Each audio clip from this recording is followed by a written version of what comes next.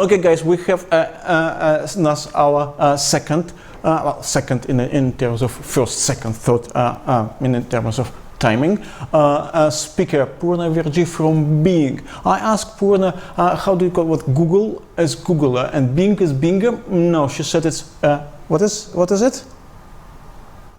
Is Microsoft. Okay, Purna Virji from Microsoft, from Bing, and she is respectable author on a voice search, which is, well, doesn't reflect Bing or Google or whatever. Okay, how are you doing today, Purna? I'm doing well. I'm so excited to be a part of this very, very wonderful day. Okay, great. Thanks for having me. We will enjoy pleasantries later out of so just it's all yours. Go ahead with your presentation. Sounds good. I'm going to be sharing my screen right now. Perfect. Can you guys see me okay? Yeah, fine. Navigating voice search. Awesome. Well, thank you guys so much. Today I'm going to walk you through my very favorite topic in this universe, voice search. It's really, really fun. For those of you I haven't met yet, I'm the Senior PPC Training Manager here at Microsoft for Bing Ads. So I'm a very proud Microsoftie and Don, as we call it. Very lucky that I get to travel all around the world to talk about SEO, PPC, and voice search. And very recently, I was honored as the #1 most influential person in PPC by PPC Hero. So let's talk voice. What are we going to cover today? Today I'm going to walk you through who's using voice and what are we using it for. Then I'll walk you through how it's different and what's the main things we should be doing about it. And then we'll go through when we can expect to see some of these changes and how. So first, let's focus on how fast it's been growing, right? Think about it. Think about your own habits. Are you using voice search quite often? Do you use something like OK Google or Cortana or Siri on a regular basis? We find that quite a lot of people have been, especially in the younger demographics. Mary Meeker's Internet Trends, do you guys read that? They come out every July-ish time, and they are always amazing. So recently I looked at her latest findings, and she herself is predicting a very steep growth in voice search. Already she pointed out some cool stats, like on Google, all of the Android devices have reported 20% of voice searches. So 20% of mobile searches done on Android devices by Google is what they're seeing coming from voice search. Pretty big growth. We see some pretty good usage of voice search at Bing's end as well via our Cortana. And Bing also powers Siri and Alexa on the Echo, so we get to see some good usage trends. Where are people using it mainly? This was a really cool study from from Thrive Analytics, and that was pointing out that most people tend to use voice search either when they're on the go, in the car, or at home. Very few people use it at work. And that makes sense. We looked at some of our use cases here internally, and what we could tell is that people tend to use it either when they can't type. So if they are driving, if they're cooking, or if they're busy doing something else, maybe like I'm watching TV, I want a second screen, I want to just talk to something quickly, I'll use my mobile phone and ask it a question. Or finally, if I'm on the go, pretty much like this slide is saying, I'm running around, I want to find, hey, where's my nearest coffee shop? I'm feeling really tired. It's raining, I want to get out of the rain. Let me go find my coffee shop. So that way, if we think about how it's being used and when, it makes a lot of sense for how it's growing. There are these new devices coming out that you can only interact with using voice.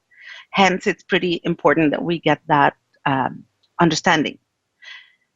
ComScore predicts that by 2020, 50% of all search will come from voice. At first, I was like, really? Like that much? But I think it is possible. Like, think about it. Amazon Echo is in millions of households. Microsoft Windows 10, which has Cortana inbuilt, is in over 350 million active households every month. Google Home is coming out. Siri, how many Apple devices, right? How many iPhone users are there across the world? I think it's going to be pretty likely that we'll use voice. Maybe the landing page is just going to disappear. But why am I even talking about this now? Why should we think about this, whether we're doing PPC or SEO? There's still some bearing, right? We said ads don't show, a voice search is not monetized. But I'm finding this more and more often, that if I'm doing a voice search query, it's interesting the results. Let me show you.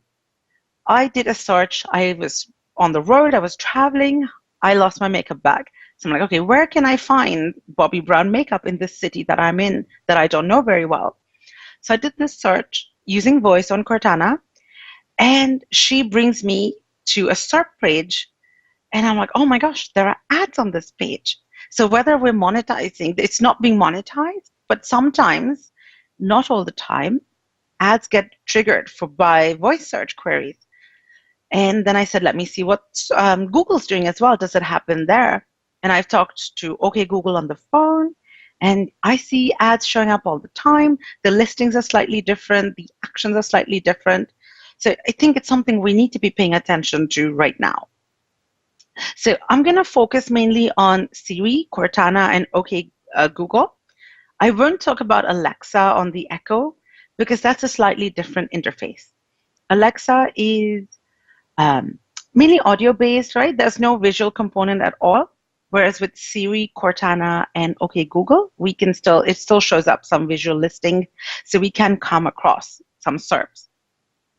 So as you guys know, Cortana exists not just on mobile, but she's also there on desktop. So if you can see a Windows 10 computer, if you look at the bottom left corner, you will be able to do a search via voice or text.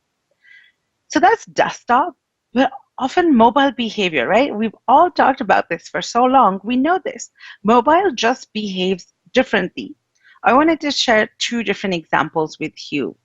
The first one, I did a comparison of searches in the travel industry that we see, the top 20 PC searches for this one particular client and the top 20 tablet searches. And for the most part, they're very similar. People tend to look more research-based for something that's future that they're planning. So it's planning and research. And they're very, very similar. But let me look at PC versus mobile. Here it was completely different. It was research versus action. So the top 20 PC searches here, we saw that on PC was future planning research. But look at the ones on mobile. These all tend to be searches that are when the person is in that destination, they're looking for something to do now. So it's more action oriented as opposed to planning. It's like, that's certainly something that's interesting to note. Then we said, let's look at the retail industry. We found that 77% of searches that mention coupon or reviews or deals are initiated on a smartphone or a tablet. That's something retailers who have brick and mortar stores as well as website listings, that's something they're going to have to pay attention to, because as you see from this stat that came from Marketing Land, 90% of retail shoppers use their smartphones while they're in the store. Don't let them go and browse and find something better at your competition. You want to keep them in your universe. And that's where we can take advantage of these behavior differences, because ultimately there is the truth. It's out there, and we'll help you find it. So I want to walk you through how voice search is different and what you need to do.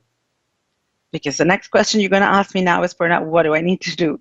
So let me walk you through 4 different actions that you can take. The first one is we need to rethink our keywords a little bit. We've already established this before, right? That queries coming from speech are a little bit longer than they are from text. It's just much easier to talk than it is to type. So it's much easier to be, for me to say things like, oh, Siri, can you show me this? Or can you tell me the fastest way I can get to the mall from my house? Whereas if I was typing it, I'd just be like directions to the place. A little bit different. We tend to use more natural language. And we also saw earlier over time that there is a growth in question phrases. That's also interesting. So what can I do about it? 2 big things. The first one is you want to make sure you're researching your keywords well and taking advantage. For example, if you already are focusing on sort of shorter keywords like Bahamas airfare or Bahamas vacation, you want to try to look at slightly longer keywords that have at least around 4 words in them. Think of the best Bahamas vacation package or the cheapest Bahamas travel. These would be good queries to focus on. Also, see if you can find the actual question keywords that people will ask. Remember, when we use voice search or these digital personal assistants, we tend to talk to it as if we're talking to a friend. Like, we'll tend to have proper conversations with it. It's, how do I do this? Or can you tell me how to do this? Or I'm hungry, what shall I do? We will talk to it like we will talk to a friend. It's almost like the days before the internet. If I wanted to find something, if my bathroom was leaking, and be like, oh, I'll call my friend and say, hey, do you know a really good plumber? And then the friend would tell you somebody she work with. Then the internet came around. It was all directories, and you just get a list of plumbers. There was no filtering. But now we're more sophisticated, right? So we'll go in and we'll talk to it almost as if we were trying to talk to a friend in the past. So always try to find questions. How do you find the questions? A good tool that I found is answerthepublic.com. It's a really smart tool. All you do is you put in your single keyword, and then it will give you a list of all the questions that can come up. So in this example, I use the word Pokemon because it's so popular now. I put in the word Pokemon, and then it will give me all the different questions that can come up, like where, which, who, why, when, where, how. And it's very, very smart. So I'll put it in the top most asked questions. So this is a really good place to come up and start some of your keyword research and think about it in a different way. Of course, there are other tools as well. Moz has some good tools, like the keyword suggestions tool. So try them out. See whatever works best for you. The second thing it's important to look at is your local and mobile connection. There's a really cool stat that mobile searches using voice are 3 times more likely to have local intent than just a text search. So that's really compelling. Think about when you're using your phone on the go. You want to find something quickly. Hey, how late is the store open? Show me, I'm lost. I need to find some gas stations near me. I'm running out of gas. You'll try to look for things that have near me or local or quick action. So that's something you can take advantage of in your local SEO or your local PPC campaign. Here's some things that you can do. Of course, schema everywhere. Do all of that. The more information that you can give to the search engines through all your microdata on the website is phenomenal. Make sure you can put that in. The second thing is, of course, your citations. Since people are going to be looking for local-based query, your citations or the NAPs, right, the name, address, phone number, and maybe reviews are going to come up quite often. So take a look. Make sure your phone number is okay. Make sure the address is absolutely correct. If there are any reviews, and if the reviews aren't so good, are you addressing them? These are the things that people are going to see, and they're going to be deciding factors for you. So do take a look at those. The third thing is one of my favorite things that voice search can give us. I think this is the reason why I love voice search so much, is it tells you the intent. Let's think about this. I'm doing a search for digital camera. Are you going to be able to know, is Purna looking to buy a digital camera? Am I looking to sell the digital camera I have? Or am I just looking for reviews or parts? You can't really tell, but we guess, right? That's our job as PPCs or SEOs. We just guess and we optimize our page, or we serve an ad for that keyword. We're guessing. But the good thing about voice search and natural language is that it takes away the guessing, because it makes it really, really obvious.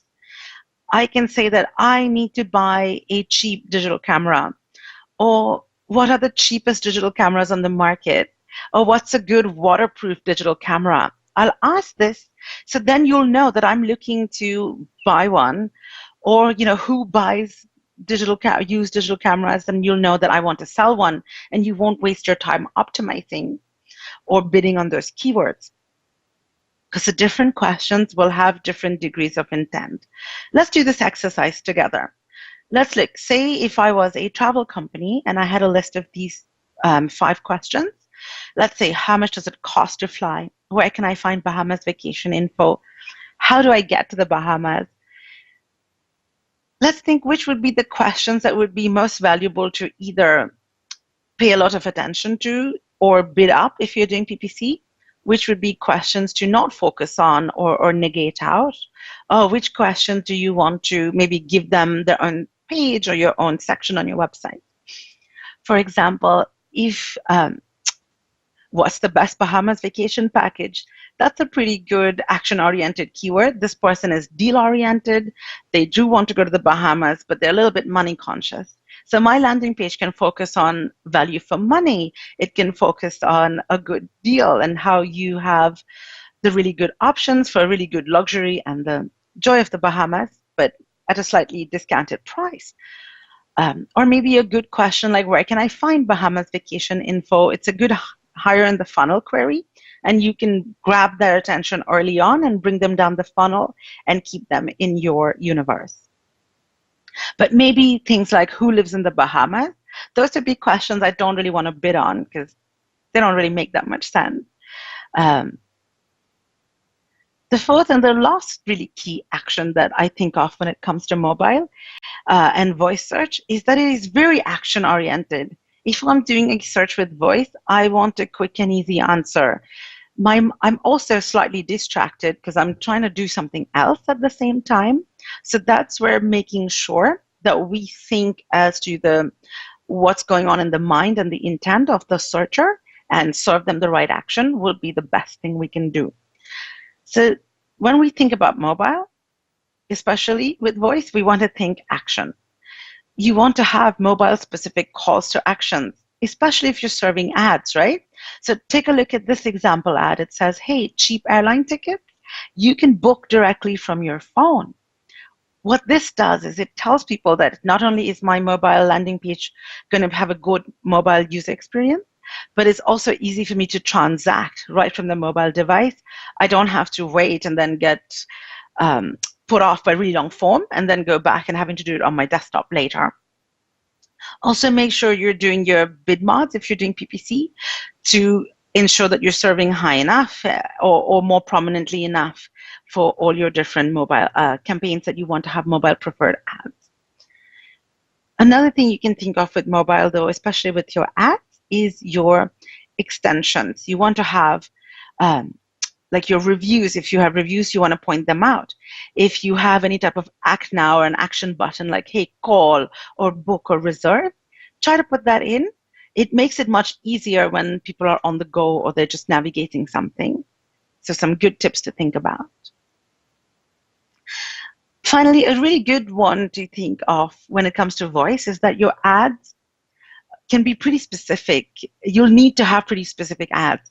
If I'm doing voice and I'm doing those longer queries, I'm using natural language. For example, I need blue strappy sandals with high heels in size 8. It's not so easy sometimes for the SEO listing or the regular text ads to show up. But shopping campaigns, if you are a retailer, you really want to start thinking about shopping campaigns, either on Bing or Google or ideally both. And you want to have them show up. So you can, because of the product feed, you can put in a lot more detail and description about each product, and the search engine will serve the actual product listing ad based on what's in the feed. So it's easier to get super specific because of the feed, and also the visual aspect of the ad makes it easier. If I'm distracted, I'm watching TV, or I'm in the car and somebody else is driving, but I have to get somewhere, I can look at some listing quickly. It's easy for me to look at what I want, select it, and click the right one. So that's a good way to look at voice. What do you guys think? Pretty doable? It's easy, right? I think we could all test it out a little bit today. Well, there's no fire under us. There's going to be very little competition. It's still lower volume in comparison, right? Not everyone is using voice. And again, it's not monetized. So if you want to test it out, this is a really good time where it's not going to cost you a lot of money and you can still get some early results. as we've always seen in technology, right? It's a clear fact. The early adopters always have the advantage. It can be really helpful to get to play around and mess around with it when you can spare only a small testing budget, as opposed to trying to figure it out when everybody and their mother is doing it. It's too many then. A question I get asked a lot is, what can we expect from voice search, right? When's it going to be monetized? How's it going to be monetized? And for that, I think that we still have to see. The one thing we do know is probably it's definitely going to get monetized at some point soon. It would just make sense. But let's think of the different places that you can use voice. You have your smart watches now. You can talk to them, right? Pretty cool. You feel like you're James Bond talking to your watch, like a little spy movie. Or you have it in your car. In fact, I just read that Ford, the car manufacturer in America, has started a new deal for all their 2017 car models, not just the luxury models, but every single model is going to have a voice-activated interface that can use voice search for directions or voice-activated commands like turn on the music, turn on the AC, etc. So that's going to be so interesting that we'll be able to use it more and more. We used to have OnStar before, so that trained us a little bit to use voice in the car. Now it's going to get more prevalent. But think about the Internet of Things. We're going to be able to talk to our fridges. We're going to have smart fridges, smart light bulbs. There's going to be smart everything in the house. It would be pretty much right out of a science fiction movie if we had to say, like, hey, refrigerator, do I need to buy more milk? Or even better, the refrigerator can tell that the milk's getting very low, so it will tell my phone, so my digital personal assistant, like Cortana, like, hey, Cortana, you need to buy more milk. So that next time I go to the grocery store, Cortana will be like, Purna, don't forget to buy milk. So crazy. And then if I was smart to do this sort of voice search and advertising, the grocery store can be like, here's a 10% off coupon for milk. So it will be funny. You can still monetize that as well, I would assume. The other thing is that we have to think about just how much our digital personal assistants know about us. I think they know us, better than our spouses or our girlfriend or boyfriend or even our mom. Because Cortana is going to know, like, it's going to know where I am. It's going to know what I'm doing or how I'm traveling, what time is it, how the weather is. But most of all, she is going to know what I like and what I prefer. So, for example, she will know that I'm vegetarian. So if I'm looking for, I'm like, hey, Cortana, I'm on the road. I'm in Boston today. I would like to find a good Chinese restaurant. She will go and search and be like, Purna, you probably will like this restaurant because it has a lot of vegetarian options. So that's interesting. She can sort of filter it, personalize it, and be there everywhere. Or she'll be like, hey, Purna, I know you really like to see art museums. There's a sale or a special exhibit at this art museum here in this city. You may want to go check it out. So that's where I think it'll be interesting. But the big thing is that there definitely is going to be a rush to monetize. Our really good friend at webpromo.expert, Anton and I are both really good friends with Jan Slag, who writes the SEM post, which is brilliant. She has put out so many articles that have talked to like different sources and their plans to monetize. A key one I really think is going to be quite inevitable is that we're going to start seeing shopping ads more often monetized based on voice. So conversational searches are going to result more in shopping, pretty much because of that visual vocal connection I talked about earlier. So the key thing for you guys to remember is that the time to adapt and test for voice search is right now. Take a stab at it now while it's not that busy, and you can pretty much figure it out and what's going to work best for you. Good place to start. Go and ask your PPC team to look at your search query reports, and so you can see if there's any of these long keywords or something that says, hey, Siri or okay, Google, that can definitely indicate its voice. And then you can start seeing what type of queries are going there. And maybe only start with a couple, one or two keywords that are really popular for you and see how you can optimize them for voice. So that's all I have for you right now. Now I really ask for you guys to use your voice. You can chat with me anytime on Twitter at Purna Virji is my handle, but otherwise Thank you guys so much. Thank you, Anton. Right here. Okay, could you stop sharing the screen so we can see Yes. you? Okay, as a funny world, isn't it? We're gonna talk to our fridge very soon, and we stop talking to ourselves. We're using WhatsApp and every kind of messenger. We're not talking anymore. We're talking some kind of virtual talk, but to somebody who's just next to your fridge, we don't talking, but we're gonna talk to a fridge. So I ask to my fridge, could you tell my wife she has to buy milk? Yeah, is it what's gonna happen?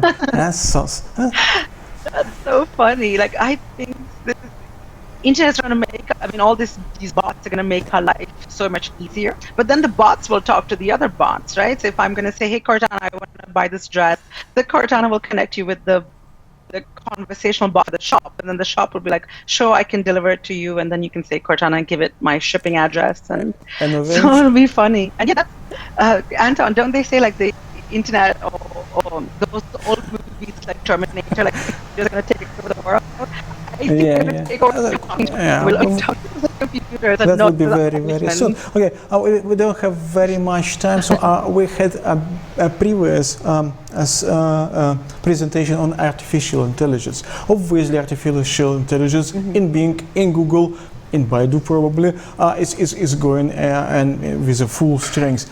Do you think it's why voice search is getting so important, because artificial intelligence gives the possibility to really understand what's going on? Mm-hmm. I agree. I think with artificial intelligence, it's going to make these sort of bots so much smarter that it's going to be a very easy, smooth experience. It's just going to make it overall much more convenient and easy. And I think as a human race, we are looking always for the things that are easier and convenient. We don't really go and look up maps anymore. We will just be like, hey, we'll use an app like Bing Maps or Waze or Google Maps to be like, just tell me how to get there. I listen to it. So we're always trying to find the convenience, which is where conversational search, not just in terms of finding what you want, but also in terms of conversing with different companies. I don't want to wait on the phone for a customer service rep at, say, any big company I have to deal with. I'm just going to be able to let me just talk to their conversational bot a little bit. There was, I think, who predicted this? Somebody, I think not Comscore, but somebody like that, predicted that by 2020, 85% of all our interactions with enterprises is going to be via these messaging bots. Yeah. And Purna, I have plenty of more questions. For example, how many languages Cortana Siri speaks, but I have no time, unfortunately. I'm pretty sure voice search will not go away. I will be talking about it more and more and more. So guys, if you are in marketing industry, in internet industry, voice search is what you have to do. It's a message from Bing.